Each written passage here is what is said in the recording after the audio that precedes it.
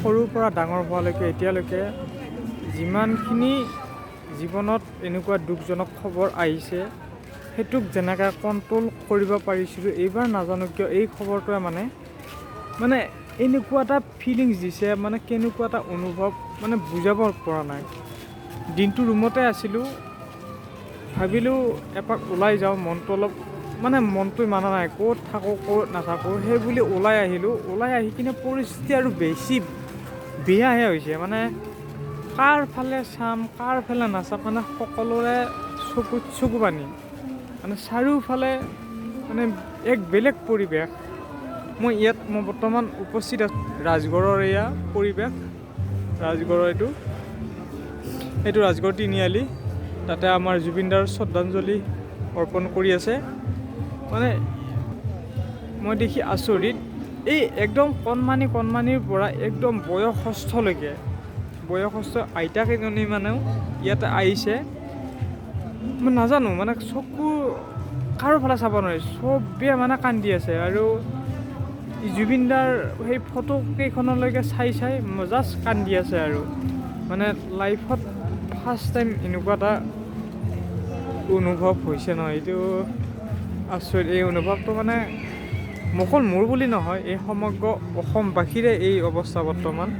মই আপোনাক দেখাই দিম ইয়াৰে অকণমান পৰিৱেশটো কেনেকুৱা, মই দেখাই আছোঁ। ইয়াৰ একদম কণমানি বাচ্ছাৰ পৰা একদম আইতালৈকে ইয়াত জাষ্ট এই জুবিনদাৰ ফটো কেইখনত চাই থিয় হৈ আছে মাথো। সকলোৰে মনত একদম বেদনা।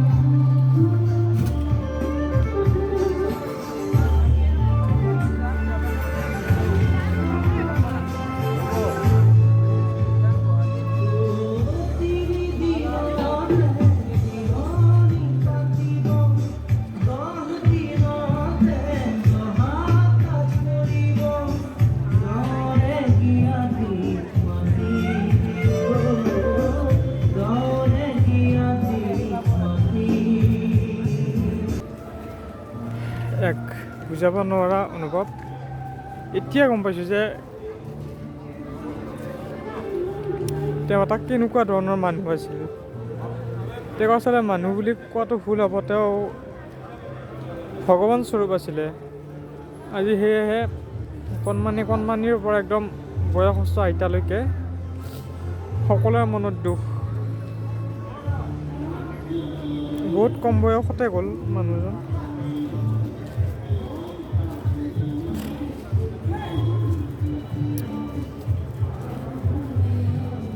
তেওঁ অবিহনে এই সংগীত জগতৰ বহুত পিছ পৰি যাব, কিন্তু এইবাৰ সংগীত জগত বহুত পিছ পৰি যাব। তেওঁ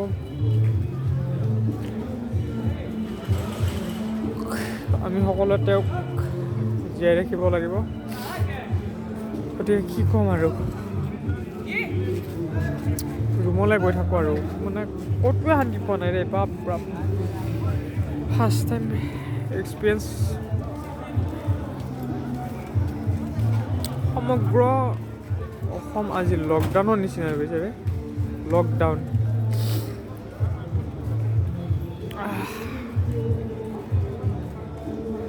কালি আহি পাব বুলি কৈছে।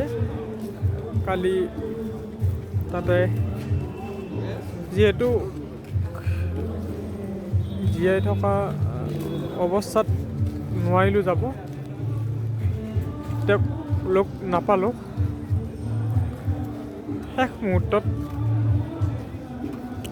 এবাৰ তেওঁক চাই আহিব ইচ্ছা আছে, গতিকে কালি এবাৰ যাম। বাকী আপোনাক কুশলে ৰাখক আৰু ওপৰত।